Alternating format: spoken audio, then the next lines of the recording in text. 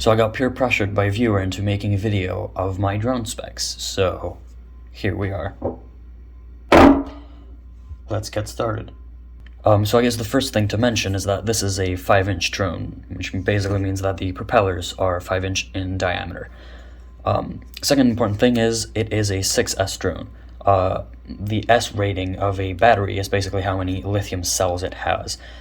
And so this is a 1300 milliamp hour 6S battery, which means that its capacity is 1300 milliamp hours, and its nominal voltage at least is 22.2 volts. So as the flight stack, I'm using the Diatone Mamba stack, which basically consists of two boards. The first one is the F45 MK2 flight controller, and the second board is an F40 40 amp ESC. Which again supports up to 6S, which is the voltage of the battery.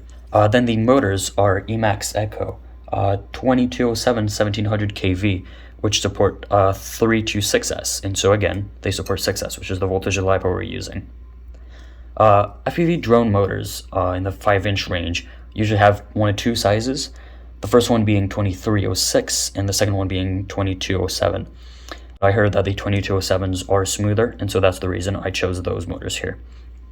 Then as propellers, I used to be using some Emax Avon props, but they got very expensive when crashing, and so I switched to those Dial Prop Cyclones. They are T5045C, and so basically what that means is, well, the 50 in the number means that the outer diameter of the propeller is 5 inches, and the 45 is the pitch of the prop, which is basically this angle here.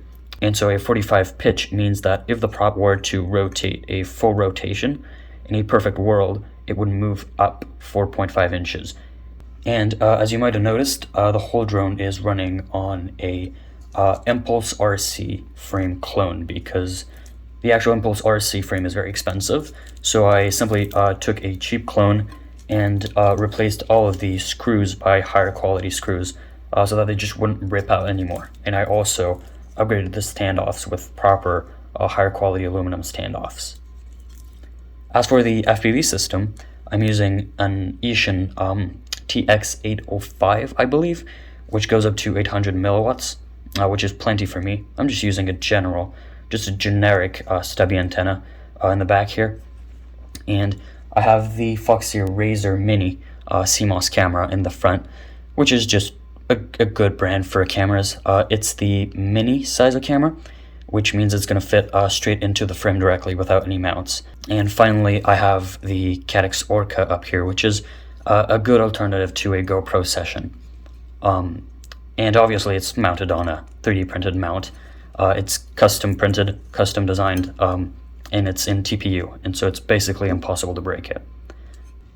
As other accessories, I'm using the Eachine EV100 goggles, which are not that great, but they have a pretty slick form factor, and they include a LiPo battery with them, so you don't have to provide any of that yourself.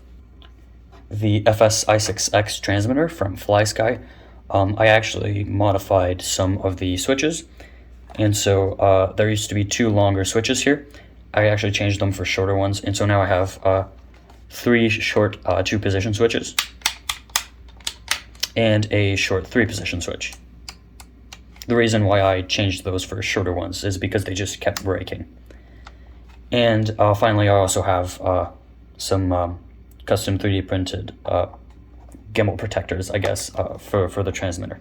And I guess just using some generic Eachine battery straps and some UAV battery pads. You can look those up on Banggood. They're really, really sticky, so they're awesome. You know what? If this video goes viral, I'll just throw everyone at my website. You know what? Yeah, let's do that. So I guess that's pretty much it for this video.